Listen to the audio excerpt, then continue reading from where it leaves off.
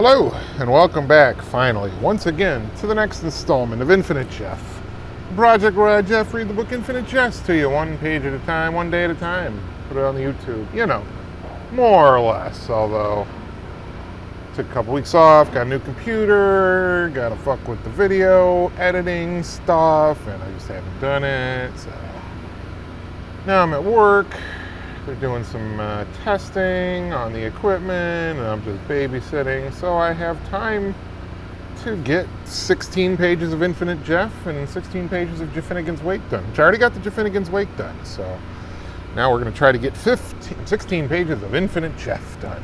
So the first one we're doing is 423. Here we go. Steeply was pinching yet a next particle of tobacco from his lipstick. He said, "This you can't generalize on with most of us, since our whole system is founded on your individual's freedom to pursue his own individual desires." His mascara had now cooled in the formations of his past running. Morath kept silent and fussed with the blanket as Steeply sometimes regarded him. A whole minute passed this way. Finally, Steeply said, For me personally, as an American, Remy, if you're really serious, I think it's probably your standard old basic American dreams and ideals. Freedom from tyranny, from excessive want, fear, censorship of speech and thought. He was looking with seriousness, even in this wig. The old ones, tested by time, relative plenty, meaningful work, adequate leisure time. The ones you might call corny.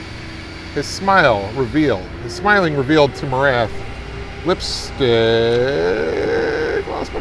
lipstick upon one incisor. We want choice, a sense of effivaciousness and choice, to be loved by someone, to freely love who you happen to love, to be loved irregardless of whether you can tell them classified stuff about your job, to have them just trust you and trust that you know what you're doing, to feel valued, not to be agendalessly despised, to have good neighborly relations, cheap and abundant energy, pride in your work and family and home. The lipstick had been smeared onto the tooth when the finger had removed the grain of tobacco. He was Faisai monter la pression. Sorry, again, I don't speak French. Footnote 170. We'll find out in a couple of years what that means.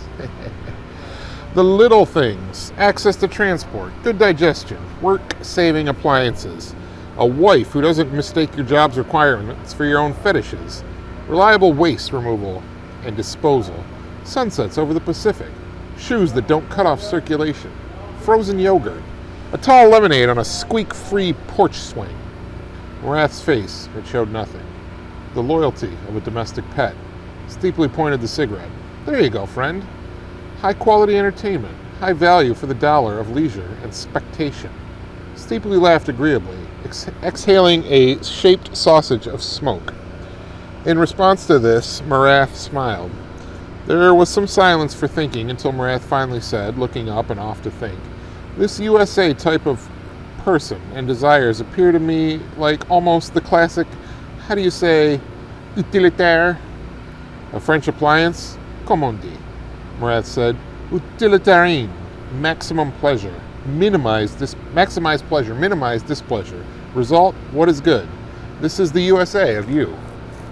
Steeply pronounced the USA English word for Morath then.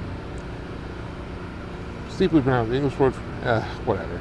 Then a sustained pause. Steeply rose and fell upon his toes. A bonfire of young persons was burning some cave down away on the desert floor, the flames burning in a seeming ring instead of a sphere.